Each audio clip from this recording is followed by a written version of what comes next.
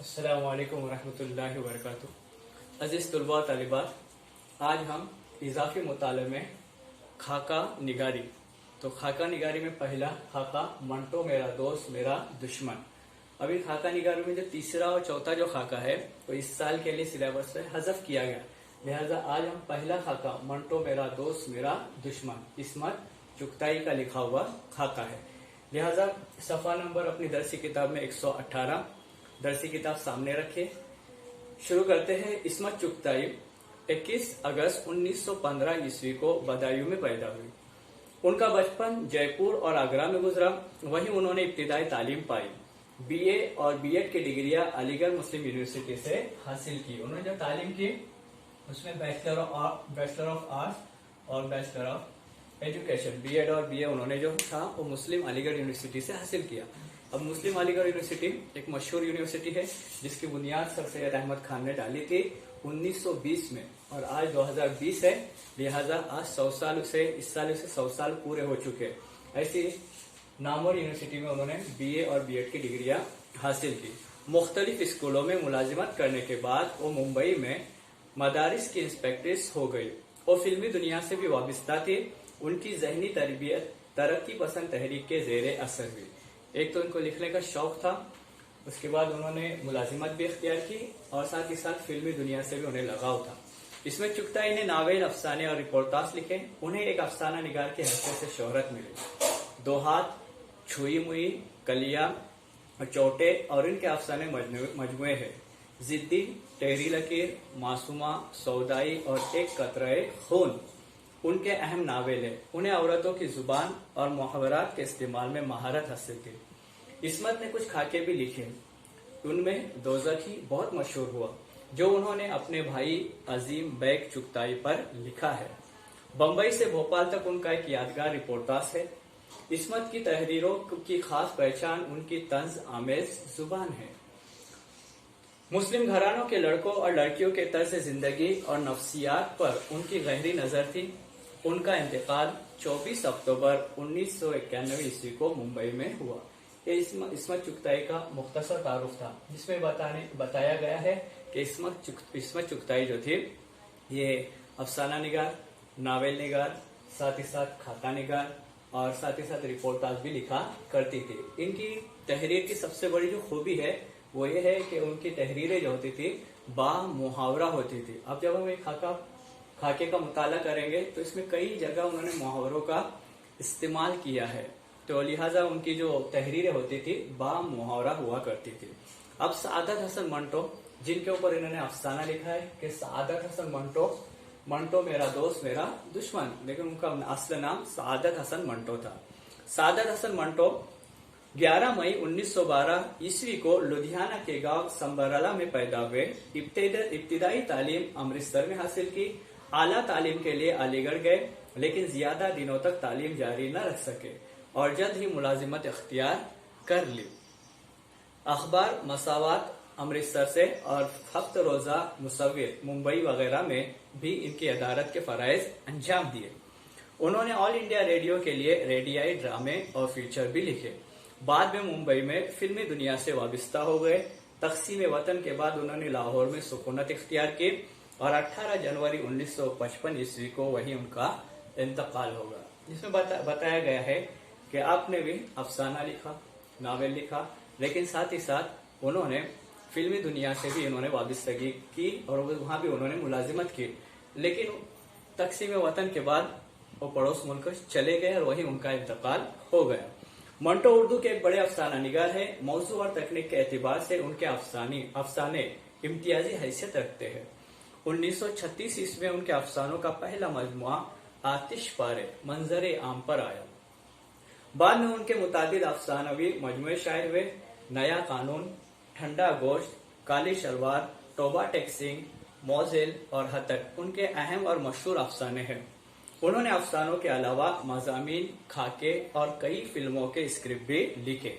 गंजे फरिश्ते उनके खाकों का मजमुआ है। यानी सादत हसन मंटो ने कई अफसाने लिखे, कई नावल लिखे, साथ ही साथ मज़ामीन लिखे और कई फिल्मों के जो स्क्रिप्ट होते हैं वो उन्होंने स्क्रिप्ट भी लिखे। अब यहाँ चंद किताबें हैं, ये सब लिखी हुई सादत हसन मंटो की है। कई किताबें हैं अपनी लाइब्रेरी में, ये सब किताबें मौजूद है। ये सादत हसन मंटो ने लिखी हुई किताबें है, अफसाने नावल की किताबें।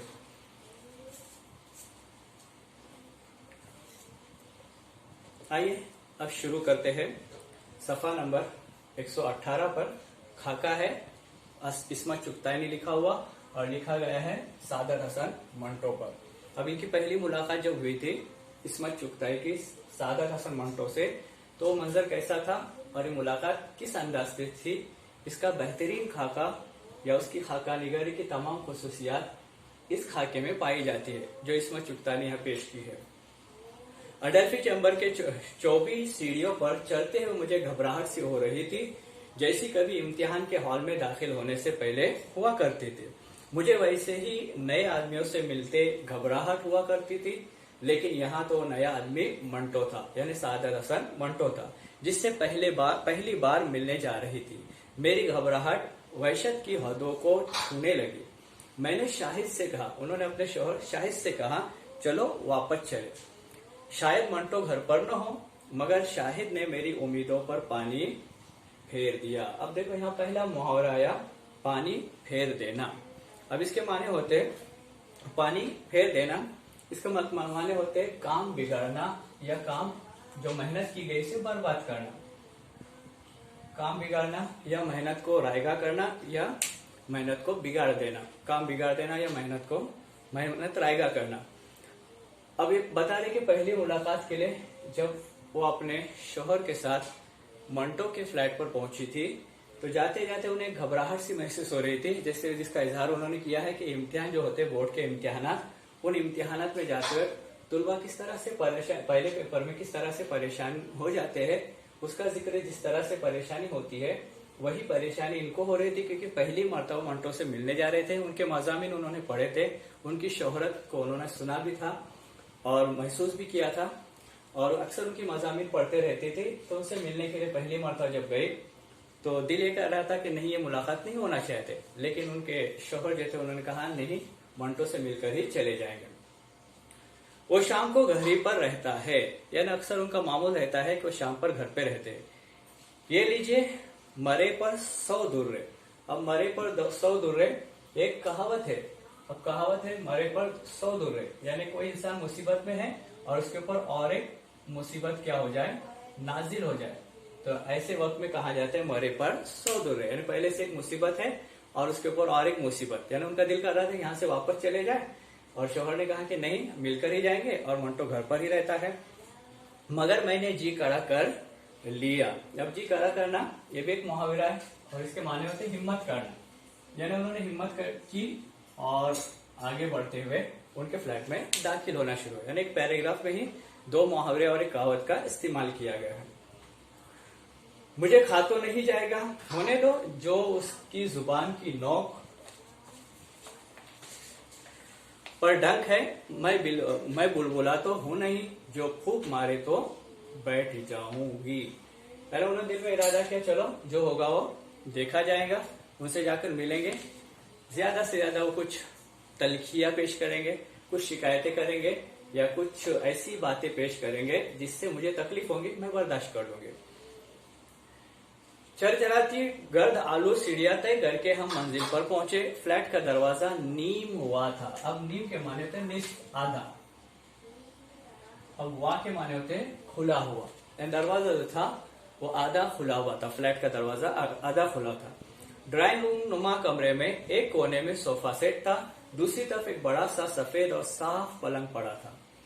खिड़की से मिली हुई एक लदी फदी बड़ी मेज के सामने एक बड़ी सी कुर्सी में एक बारीक मकोड़े की शक्ल का इंसान उकड़ू बैठा हुआ था। अब ये मंजर कशी की जा रही है कि जब वो पहली मर्तबा घर में दाखिल हुए तो उन्होंने मंजिल में दाखिल होने के बाद, फ्लैट में दाखिल होने के बाद क्या देखा, तो उसको बयान कर रहे हैं, उसकी मंजर कशी कर रहे हैं। दाखिल होने के बाद वो मनाजिर को उन्होंने पेश किया, और एक कुर्सी पे बैठे हुए इंसान जिससे वो मिलने चली गई थी, जिसका नाम मंटो था। आइए, बड़ी खंदा पेशानी से मंटो खड़ा हो गया। अब वो वहां मौजूद थे, उन्होंने अपने मेहमान का इस्तकबाल करने के लिए आगे बढ़े। मंटो हमेशा कुर्सी पर उकड़ू बैठा करता था और बहुत मुख्तसर नजर आता था। लेकिन जब खड़ा होता था तो खींचकर उसका कद खासा लंबा निकल आता था। और बाज वक्त जब मंटो यूं रेंग कर खड़ा होता था तो बड़ा जहरीला मालूम होता था। इसके जिस्म पर खद्दर का कुर्ता पायजामा और जौहर कट सदरी थी। अभी उनका हुलिया भी बयान किया गया है कि उन्होंने कौन सा लिबास ज़ेब किया है, वो किस अंदाज में बैठे हुए हैं। इन तमाम चीजों का जिक्र, इन तमाम बातों का जिक्र इस्मत चुगता ने यहाँ किया है। अरे मैं समझता था कि आप निहायत काली, दुबली, सूखी, मरे सी होगी। उसने दांत निकालकर हंसते हुए कहा। आते ही पहला तर्ज उन्होंने किया कि मैं तो समझता था कि इस्मत चुगताई जो है ये दुबली पतली, सूखी, सानोली लड़की होगी। ये उन्होंने पहला तंज किया और इन्होंने फौरन दूसरा तंज किया। और मैं समझती थी कि आप निहायत दबंग किस्म के चिंगाड़ते हुए पंजाबी होंगे। फौरन इस्मत चुगताई भी खामोश न रही। अपनी फितरत के एतबार से उन्होंने फौरन उसका जवाब दे दिया कि मैं तो समझी थी कि आप तो पंजाबी, हट्टे कट्टे और तंदुरुस्त और फरबा इंसान नजर आते होंगे, लेकिन आपको देखने के बाद ये जो मेरी ये थी कि मैं समझता था कि आप ज्यादा तंदुरुस्त नजर आएंगे, लेकिन ऐसे है नहीं। और दूसरे लम्हे हम दोनों पूरी तुंदही से जुटकर बहस करने लगे कि 2-3 बार बात उलझ गई, लेकिन जरा सा तकल्लुफ बाकी था, लिहाजा दूसरी मुलाकात के लिए उठा रखी। उन्होंने कहा कि बातों बातों में बात कहीं ज्यादा बढ़ जाती थी, लेकिन हम उन बातों को फौरन क्या कर लेते, समेट लेते थे, ताकि एक ही मुलाकात में सब शिकवे शिकायतें न हो, बल्कि अगली मुलाकात जब होगी तब बाकी शिकवे शिकायतें की जाए। कई घंटे हमारे जबड़े मशीनों की तरह मुख्तलिफ मौज़ूआत पर जुमले कतरते रहे और मैंने जल्द ही मालूम किया कि मेरी तरह मंटो भी बात काटने का आदी है। पूरी बात सुनने से पहले ही बोल उठता है। अब उन्होंने एक फितरत का मुजाहिरा किया और ये बताने की कोशिश की कि जिस तरह इस्मत चुगताई साहिबा को किसी के सामने बात करते हुए सामने वाले की बात काटकर फौरन बोलने की आदत थी, लिहाजा उसी तरह बिल्कुल इस्मत चुगताई के तरह सादत हसन मंटो भी बात करते करते सामने वाले की बात काटकर अपनी बात पेश करने का वो भी आदी थे। पूरी बात सुनने से पहले बोल उठता है और जो रहा सहा तकल्लुफ था वो भी गायब हो गया। बातों ने बहस और बहस ने बाकायदा नोकझोंक की सूरत इख्तियार कर ली और सिर्फ चंद घंटों की जान पहचान के बलबूते पर हमने एक दूसरे को निहायत अदबी किस्म के लफ्जों में अहमद, चिक्की और कश बहस कह डाला। हमने एक दूसरे को बातों बातों में अदबी जुबान में, ऐसी जुबान जो अदबी हो और तहजीब के साथ हो, एक दूसरे को झिक्की यानी इसको बकवास करने वाला कहते, बहुत ज्यादा बातूनी बात करने वाला, और अहमक जिसको हम लोग बेवकूफ कहते हैं। तो एक दूसरे को बातों बातों में कभी अहमक कहा गया और कभी झग्गी कहा गया, जिसको हम लोग बकवासी कहते हैं या बात करने वाला बातूनी कहते हैं। गुमसान के बीच मैंने एक बार किनारे होकर गौर से देखा, मोटे मोटे शीशों के पीछे लपकती हुई बड़ी बड़ी सियाह पुतलियों वाली आंखें, जिन्हें देखकर मुझे बेसाख्ता मोर के पर याद आ गए। अब उनके हुलिये को बयान कर रहे कि गौर से देखने के बाद उनकी आंखों की तरफ देखा तो मुझे क्या लगा, मोर के पर और आंखों का क्या जोड़, ये मुझे कभी न मालूम हो सका। मगर जब भी मैंने इन आंखों को देखा मुझे मोर के पर याद आ गए। अभी बता रही कि जब उनको देखा, गौर से देखने के बाद उनकी आंखों में झांकने के बाद यूं महसूस हुआ जैसे मोर के पंख याद आते हो। शायद रोनत और गुस्ताखी के साथ साथ इनमें बेसाख्ता शगुफ्तगी मुझे मोर के परों की याद दिलाती थी। अब यहाँ रोनत लफ्ज है,